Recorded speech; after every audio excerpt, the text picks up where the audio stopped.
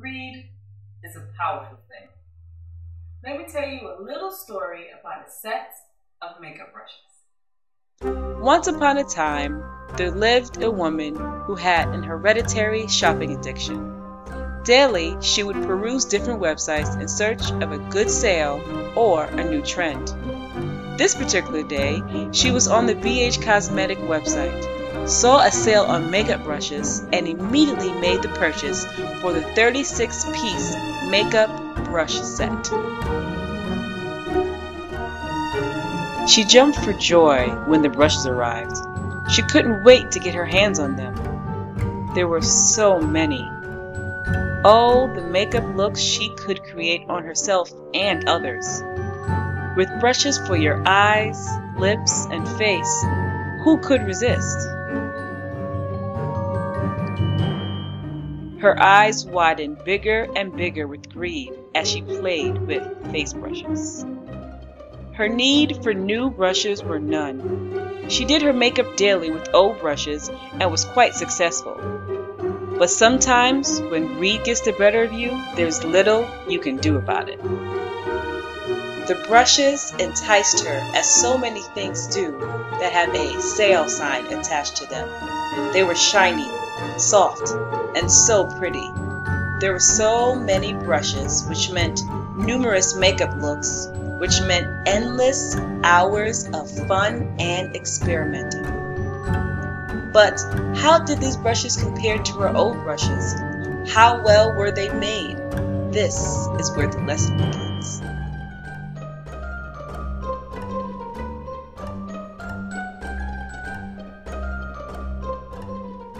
She pulled and tugged on the brushes to see if the barrel would loosen. It seemed to hold up. The bristle stayed in place, and she felt satisfied with the build quality of these brushes.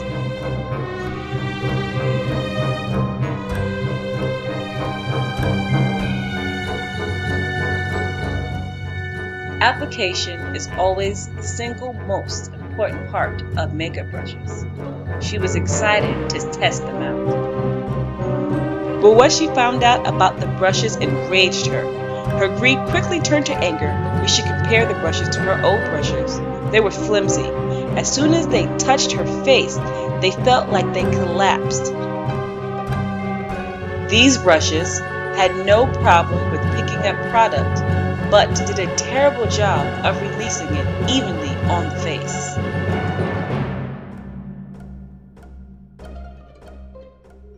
Her old brushes were more dense and gave her the desired look she needed when applying makeup. The question is, why did she need these new brushes?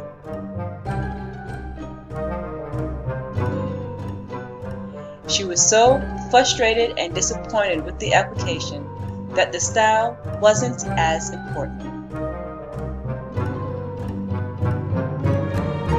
She was still a sucker for things that looked pretty.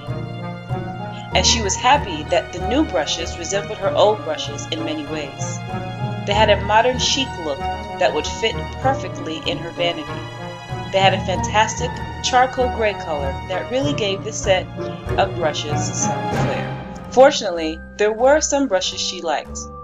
The blush brush took some getting used to, but she definitely found a place for it in her collection.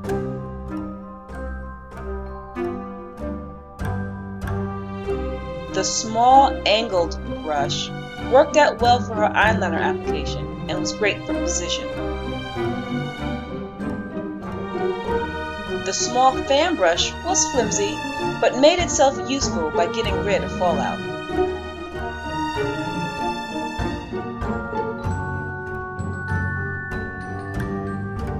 The slightly bent eyeliner brush was also flimsy, but proved itself useful in getting into those hard-to-reach places. And the absolute star of the show was the big fan brush. It actually helped her apply highlight like a pro.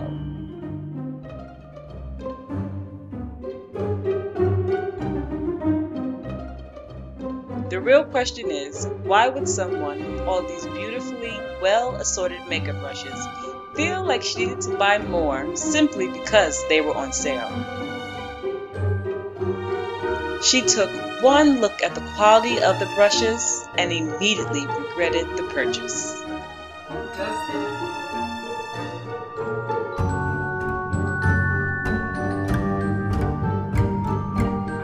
The moral of the story is to appreciate what you have, and that you don't have to buy something just because it's on sale.